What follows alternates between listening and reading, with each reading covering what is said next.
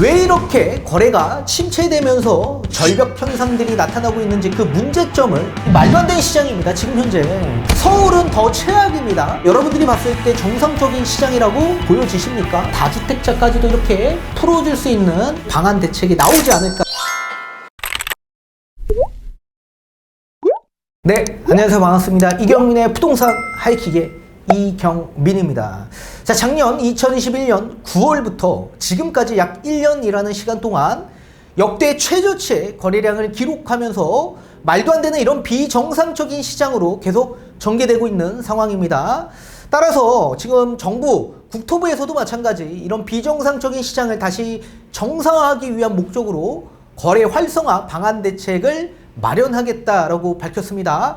자, 뒤에 가서 판소리를 통해서 왜 이렇게 거래가 침체되면서 절벽 현상들이 나타나고 있는지 그 문제점을 짚어드리도록 하겠고, 과연 그 문제점을 어떤 방안으로 해결할 수 있는지 해결 방안 대책도 제가 하나하나 설명해 드리는 시간을 가져보도록 하겠습니다. 자, 정부가 16일 270만 호 공급 대책을 발표한 데 이어 원희룡 국토부 장관이 거래 활성화 방안을 마련하겠다라고 입장을 밝혔습니다. 금리 인상과 금융 긴축에 인한 부동산 시장 전반의 가격 하향과 거래 위축은 어쩔 수 없지만 급격한 충격을 막기 위해 양질의 주택 거래는 활성화해야 된다라는 입장입니다. 자, 전 세계적인 금리 인상과 금융 긴축 방향은 날씨를 못 바꾸듯이 인위적으로 정부 입장에서도 지금 바꿀 수 없는 상황이다. 다만 부동산 거래 위축, 전반적인 가격 하향은 현실로 받아들여야 되겠지만 이 과정에서 경제 주체들이 적응할 수 있게끔 급격한 충격을 막고 좋은 입지와 품질의 주택 거래는 활성화할 수 있도록 거래도 인센티브가 좀 필요한 상황이라며 긍정적인 방향의 활성화 대책을 보완해서 발표할 수 있도록 하겠다라고 밝힌 상황입니다. 자, 뒤에 가서 그 문제점과 해결 방안이 뭐가 있어야 될지 뒤에 가서 제가 설명을 좀 도와드리도록 하겠습니다. 자, 지금 부동산 시장을 봤을 때 완전히 비정상적인 시장으로 돌아가고 있습니다. 이 말도 안 되는 시장입니다. 지금 현재 역대 최저치의 거래량이 지금 나오고 있습니다. 자, 월 평균 한 달에 약 전국 평균에서 한 5만 5천 건 정도가 나와야 정상적인 범위 내인데 저번 달만 하더라도요 15,000건 정도 나왔습니다. 거의 20% 정도만 거래를 했다라는 얘기입니다. 월 평균 대비. 서울은 더 최악입니다. 월 평균 아파트 거의 한 8,000건 정도가 거래가 돼야지 정상적인 범위 내인데 저번 달에 거의 한 500건 정도가 거래가 되었다. 그래서 월 평균 대비해서 거의 한 6% 정도만 거래를 했다라는 얘기입니다. 이번 달은 더 최악입니다. 8월달 지금 중순이 넘어가고 있는 시점인데 서울시장은 지금 거의 한 100건도 지금 거래가 되지 않은 상황입니다. 1% 정도만 지금 거래하고 있다는 얘기입니다. 이게 여러분들이 봤을 때 정상적인 시장이라고 보여지십니까? 완전히 비정상적인 시장이죠. 따라서 이런 비정상적인 시장을 정상적인 정상화 방향으로 가야만 합니다. 그렇기 위해서는 무조건 거래를 활성화하는 방안 대책이 나와야 되겠죠. 만약에 지금처럼 계속적으로 이런 비정상적으로 시장이 계속적으로 흘러간다면 아마 경제가 회복하지 못할 정도로 악화될 가능성이 매우 높을 겁니다. 지금도 지방자치단체에서 지방세가 재원이 조달이 되지 않는 상황이기 때문에 세수 지금 결손으로 인해서 지금 지방 경제가 악화되고 있습니다. 지금 지방 경제의 기반 자체가 굉장히 약화되면 경제가 회복 불능에 계속적으로 유지가 될 수밖에 없는 상황이기 때문에 지역 경제에 악영향이 될 수밖에 없겠죠. 또 여기에 지금 부동산 관련 산업 자체가 붕괴될 소지가 매우 높아지고 있습니다. 지금 공인중개사만 하더라도요 계엄률 대비해서 폐업률이 약 60%를 넘어가고 있습니다. 여기에 휴업까지 포함하면 거의 한 70%를 넘어가고 있어요. 10명 중에 7명은 지금 폐업하고 있다는 얘기 아닙니까? 또 여기에 지금 부동산과 관련된 인테리어 또 가구업체 이런 지금 산업 자체가 지금 붕괴되고 있는 상황이고 이게 계속적으로 더 침체가 된다라고 한다면 더 나아가서 아마도 건설사도 굉장히 어려워질 수밖에 없을 겁니다. 분양이 안 돼서. 자, 그러면 건설사가 지금 어려워진다는 얘기는 결국엔 고용에 대해서도 굉장히 어려워질 수밖에 없고, 이 고용이 어려워지면 당연히 소비가 더 침체될 소지가 될 수밖에 없겠죠.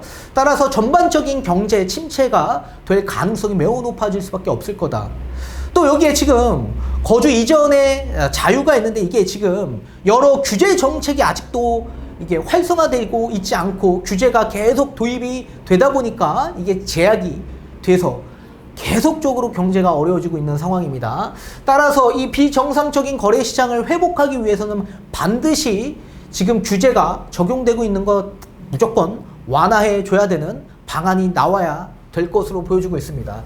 자, 그렇다면 이 비정상적인 거래 시장이 왜 나오고 있는지 그 문제점의 규제 정책을 우리가 알아봐야 되는데, 첫 번째는 취득세 중과가 있습니다. 중과. 이게 지금 아직도 안 풀려 있습니다. 취득세 중과. 뭐가 있습니까? 지금 조정대상 지역 일대에서는 2주택 이상부터 취득세가 8%가 적용이 됩니다. 3주택은 12%, 최대 13.4%의 취등록세를 내야 되는 이런 규제 정책이 아직도 도입되어 있다. 또 비규제 지역 일대에서는 3주택 이상부터 8%죠. 그리고 4주택 이상은 12%입니다. 기존에는 4주택부터 4%의 이런 취득세 중과가 적용이 되었었는데, 이게 2주택 이상, 3주택 이상부터 이제 최대 12%까지 취득세가 늘어난 겁니다. 당연히 이렇게 취득세 중과로 인해서 투자 수요 유입이 제한이 될 수밖에 없고, 당연히 거래량은 감소될 수밖에 없었던 이유가 여기서 나올 수밖에 없었던 겁니다. 자, 이렇게 투자 수요가 접근을 하지 못하다 보니 실수요 시장으로 넘어갔는데, 이 실수요도 대출이 안 나와서 이 대출 규제로 인해서 아예 갈아타기가 되지 않는 악순환이 돼버린 거다. 그러면 대출 규제로서 우리가 알아봐야 될 게 우선적으로 LTV가 있죠. LTV. 이 LTV는 투기지역, 투기과열지구 내에서 한도가 축소가 되었고요. 또 조정대상 지역 일대에서도 축소가 되었고, 비규제로 나눠질 수 있을 겁니다. 자, 다주택자 입장에서 봤을 때 다주택자는 LTV가 적용이 안 돼. 아예 대출 자체가 금지되어 있습니다. 그죠? 또 1주택자를 봤을 때 투기과열 지구 내에서 봤을 때 약 40% 정도가 나오고, 조정대상 지역에서는 50%, 비규제 지역 일대에선 70%가 나옵니다. 그리고 무주택은 뭐 생애 최초까지 다 포함해서 기존의 무주택 같은 경우에는 투기과열 지구 내에서는 최대치가 60%가 나왔고요. 조정대상 지역에선 70%, 비규제 지역 일대에서도 70%가 나왔습니다. 자, 무주택 수요층에서도 투기과열지구 내에서도 이 금액대 선에서 다 다릅니다. 6억 이하인 있는 주택을 취득할 때만 최대치 60%가 적용이 되었고, 6억에서 9억까지는 50%가 적용이 되었었습니다. 이렇게 주택 가액마다 아예 규제를 다시 해버렸고요. 또 이뿐만 아니죠. 9억이 초과되는 경우에는 어떻게 됐을까요? 9억이 초과되는 경우. 초과되는 부분에 대한 투기과열지구 내에서는 20%가 적용이 되었다. 20%가. 그리고 조정대상 지역 일대에서는 8억이 초과되는 경우에는 30%가 적용이 되었습니다. 또 이뿐만 아니라 15억이 초과되는 주택은 어떻게 돼요? 대출이 안 나오죠. 대출이 안 나와요. 투기과열지구 내 대출이 안 나옵니다. 이런 상황에서 이제 어떻게 해야 되냐 이겁니다. 이런 상황에서 이런 규제 정책들이 계속적으로 아직까지도 자리 잡혀 있는데 거래량이 회복될 수 있을까요? 여기에 플러스 또 뭐가 있습니까? 여기 플러스 DSR 규제가 적용이 되었죠. 작년에 본격적으로 DSR 규제가 적용이 되고 나서 거래량이 거의 완전히 침체되기 시작합니다. 그리고 나서 지금도 마찬가지 DSR 적용이 되고 있는 상황에서 금리 인상까지 나오게 됐죠. 그러니까 당연히 심리적인 부담이 더 커지면서 거래량이 약세로 계속적으로 흘러갈 수밖에 없는 상황으로 자초된 겁니다. 자, 그런데 윤석열 정부에서 몇 달 전에 국정과제를 발표를 했었습니다. 자, DSR 적용이 되는 게 잘 정착이 되고 나서 시장의 상황의 여건에 따라서 이 LTV를 합리화하겠다라고 밝혔거든요. 자, 그렇다면 이제 앞으로 이 대출 규제도 나중에 시장의 상황에 따라서 바뀌어진다라고 했기 때문에 완화될 소지가 분명히 있을 것으로 저는 생각을 합니다. 자, 그렇다면 이런 문제점, 비정상적인 거래가 나오는 이 문제점을 해결하는 방안으로서는 일단 취득세 부분에선 어떻게 해결이 돼야 되냐. 지역과 무관하게 저는 3주택 이상부터 취득세 중과가 적용이 돼야 된다라고 생각을 합니다. 자, 가장 좋은 건 사실 취득세 중과가 아예 폐지되는 게 가장 좋은 거죠. 그런데 이거는 지방세법 법률 개정이 필요한 부분이기 때문에 반드시 정부는 야당과 협치를 해야 되는 부분들이 분명히 존재합니다. 근데 이게 아예 없어진다라고 한다면 민주당에서 이걸 동의를 쉽게 해줄 수 있을까요? 반드시 정부와 야당이 협치되는 부분을 조율을 하려면 저는 일정 부분 좀 양보를 해야 된다라고 생각을 합니다. 아예 없애기는 어렵겠다.